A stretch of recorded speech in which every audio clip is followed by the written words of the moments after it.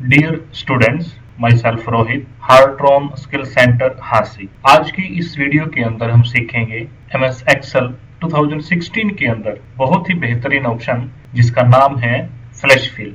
अगर आप एक्सेल के अंदर बिना फॉर्मूला के काम करना चाहते हैं तो आपको ये वीडियो जरूर देखनी चाहिए। इस वीडियो को देखने के बाद आप ऐसे ऐसे मैजिक सीख जाएंगे एक्सेल के अंदर कि जिस काम के लिए आपको कोई दूसरा ऑप्शन नहीं मिलता, आप फ्लैश फिल से वो काम कुछ ही सेकंड्स के अंदर कर सकते हैं। तो बने रहिए हमारे साथ। अगर आपको हमारी वीडियोज अच्छी लगती है तो प्लीज हमारे चैनल को सब्सक्राइब कर लीजिए, बेल आइकन को प्रेस कर लीजिए ताकि ऐसे ही वीडियोज का नोटिफिकेशन आपको मिलता रहे। तो देख रहे हैं आप, हमारे पास एक ऑफिशियल डाटा है जिसके अंदर हमने सीखने के लिए कुछ last name, first name, middle name अलग अलग सेल्स के अंदर एंटर किए हुए हैं। इसी तरह से आपके पास भी कोई ऑफिशियल डाटा हो सकता है जिसके अंदर तीनों नेम्स आपके अलग अलग सेल्स के अंदर हो सकते हैं। आज हम सीखेंगे कि हम इन तीनों नेम्स को पैटर्न के अंदर किसी भी रैंडम टेक्स्ट को किसी भी पोजीशन पर लाकर इस फुल नेम को किस तरह से ज्वाइन कर सकते हैं। तो इसके लिए आपको किसी भी फॉर्मूले की जरूरत नहीं है, और दूसरी बात यह है कि आप किसी भी फॉर्मूले से ये सब नहीं कर सकते जो आप फ्लैश फिल से कर सकते हैं। देखिए आपको क्या करना है, आपको सिंपली सबसे पहले तो डिसाइड करना है कि आपने जो फर्स्ट नेम, लास्ट नेम और मिडिल नेम एंटर किए हुए हैं इसको किस पैटर्न में आपने एंटर करना है। तो मुझे सबसे पहले फर्स्ट नेम चाहिए, उसके बाद मिडिल नेम चाहिए और उसके बाद लास्ट नेम चाहिए। तो इसके लिए हमें फुल नेम वाले कॉलम के अंदर फर्स्ट सेल में एक पैटर्न इसको देना होगा। हम यहाँ एंटर करते हैं राम कुमार गुप्ता। तो देख सकते हैं कि जिन तीन नेम्स को हमने अलग अलग सेल्स के अंदर एंटर किया हुआ था, उन तीनों नेम्स को ज्वाइन करके हमने एक ही सेल के अंदर एंटर कर लिया है। इसके बाद आपको बाकी सेल्स के अंदर, ये तो एक छोटा सा रिकॉर्ड है, लेकिन अगर आपके पास एक लेंथी रिकॉर्ड है तो उसके लिए आपको फ्लैश फिल सीखना ही चाहिए। तो इसके बाद आपको एंटर करना है। नेक्स्ट सेल के अंदर आने के बाद आपको कीबोर्ड से एक शॉर्टकट की प्रेस करनी है। सबसे पहले हम आपको ये बता दें कि फ्लैश फिल आपको कहाँ मिलता है। आपको सबसे पहले होम टैब के अंदर जाना है। होम टैब के अंदर लास्ट ब्लॉक में, एडिटिंग ब्लॉक के अंदर आपको फिल के अंदर लास्ट ऑप्शन मिल जाता है फ्लैश फिल। इसके अलावा आपको डाटा के अंदर जाना है और डाटा टैब के अंदर जाकर आपको डाटा टूल्स के अंदर मिल जाता है फ्लैश फिल। तो आप अपनी चॉइस के अकॉर्डिंग टैब ऑप्शंस को भी यूज कर सकते हैं और होम टैब के अंदर जाकर फिल ऑप्शन के अंदर जाकर फ्लैश फिल के ऊपर क्लिक भी कर सकते हैं, और इसके साथ आप कीबोर्ड से कंट्रोल ई शॉर्टकट की भी यूज कर सकते हैं। तो हम इसके लिए कीबोर्ड से शॉर्टकट की इस्तेमाल करेंगे। तो हमें क्लिक करना है सेकंड सेल पर और उसके बाद कीबोर्ड से आपको कंट्रोल प्लस ई प्रेस करना है। तो आप देख सकते हैं कि बाकी जो आपका रिकॉर्ड है वो उसी पैटर्न के अंदर फिल हो गया है जो कि आपने फर्स्ट सेल के अंदर पैटर्न दिया है। तो बहुत ही आसान है और बहुत ही मैजिकल है। अगर आपके पास एक लेंथी रिकॉर्ड है तो इस ऑप्शन से आप काफी लेंथी वर्क कुछ ही सेकंड्स के अंदर कर सकते हैं। तो होप सो आपको ये ऑप्शन समझ में आया होगा। इसी तरह से बाकी शीट्स के अंदर भी हमने कुछ अलग अलग तरह के एग्जांपल्स आपके लिए तैयार किए हैं। जिसके बाद हम चलते हैं अपने सेकंड शीट पर। सेकंड शीट पर देख सकते हैं कि मैंने कुछ नेम एंटर किए हुए हैं, और अगर हम इन नेम्स को अलग अलग केस के अंदर एंटर करना चाहते हैं, जैसे कि आपको लोअर केस चाहिए, अपर केस चाहिए या फिर प्रॉपर केस चाहिए, तो इसके लिए भी आपको कोई फॉर्मूला यूज नहीं करना है। हालांकि आप इसे फंक्शंस के द्वारा कर सकते हैं, लेकिन यहाँ आपको कोई भी फॉर्मूला यूज, कोई भी फंक्शन यूज नहीं करना है। इसके लिए आपको यूज करना है ओनली फ्लैश फिल। तो चलिए, इसके लिए आपको क्लिक करना होगा और जिस भी केस के अंदर आपको, जिस भी पैटर्न के अंदर आपको अपना कंप्लीट रिकॉर्ड चाहिए, तो आपको फर्स्ट सेल के अंदर वही सेम पैटर्न देना होगा। तो हमें ये लोअर केस में एंटर करना है। तो सबसे पहले हम अपने नेम को लोअर केस में एंटर कर लेते हैं, मोहरी लाल। एंटर करने के बाद हमने आपको बताया था कि आपको कीबोर्ड से शॉर्टकट की प्रेस करनी है कंट्रोल प्लस ई।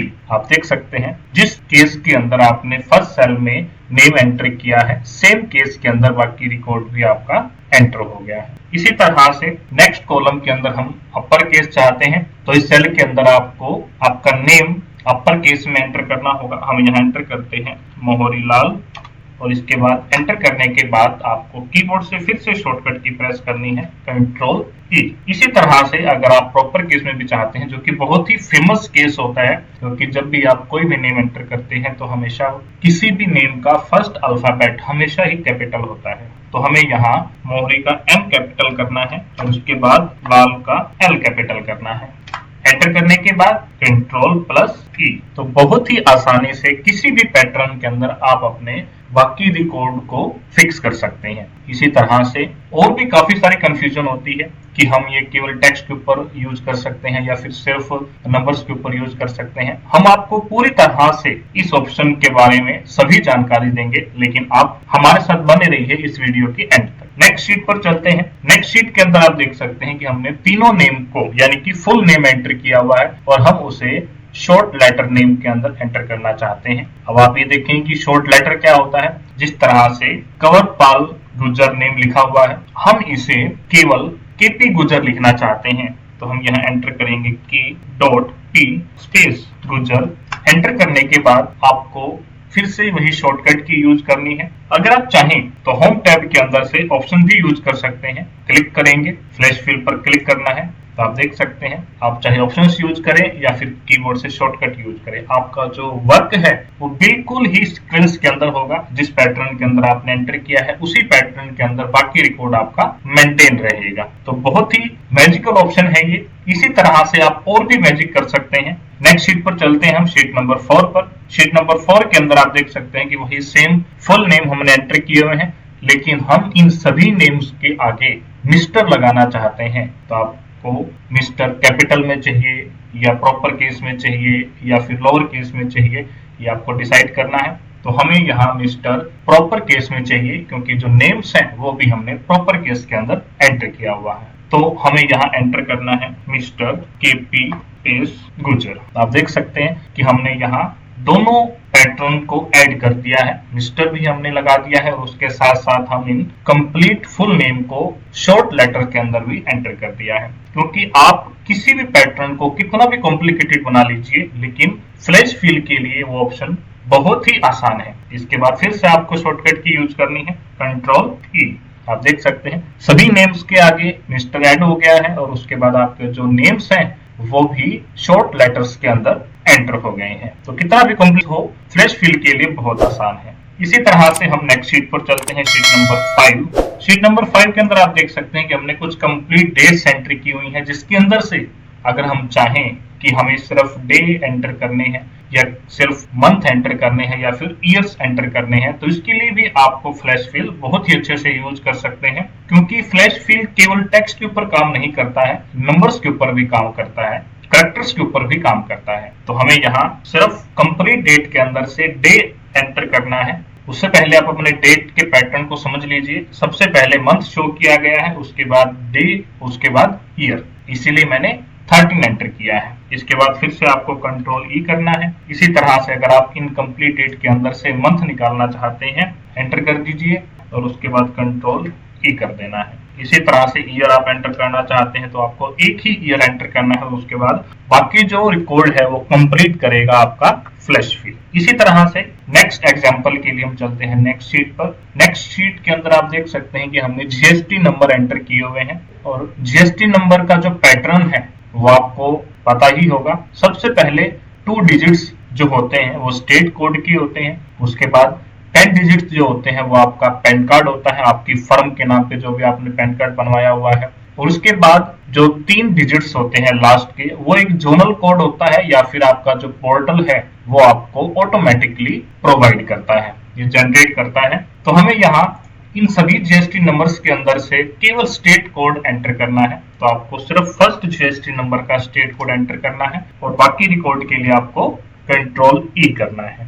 इसी तरह से पैन कार्ड हमें यहाँ एंटर करना है, लेकिन पैन कार्ड हम यहाँ एंटर करने की बजाय यहाँ से कॉपी कर लेते हैं। किसी भी सेल के अंदर आपको कभी भी एडिटिंग करनी हो, या तो आप माउस से डबल क्लिक कर सकते हैं या फिर कीबोर्ड से F2 प्रेस कर सकते हैं। तो हमें F2 प्रेस करना है इसके बाद हमें सिलेक्ट कर लेना है जो हमारा पैन कार्ड नंबर है। स्टार्टिंग के 2 डिजिट्स और लास्ट के 3 डिजिट्स को छोड़कर बाकी 10 डिजिट्स आपको सिलेक्ट करने हैं और उसके बाद आपको कीबोर्ड से कंट्रोल C करना है, जिससे हम कॉपी कर सकते हैं, और पैन कार्ड वाले कॉलम के अंदर आपको एंटर करने के लिए कंट्रोल V करना है, जिससे हम पेस्ट कर सकते हैं। इसके बाद एंटर करने के बाद आपको फिर से वही प्रोसेस करना है, यानी कि आपको कंट्रोल E करना है। तो सभी पैन कार्ड नंबर, केवल पैन कार्ड नंबर आपके एंटर हो जाएंगे। इसी तरह से लास्ट के 3 डिजिट जो कि जोनल एरिया कोड है 1Z6 एंटर करना है और उसके बाद कंट्रोल E करना है। इसके साथ एक और एग्जांपल में हम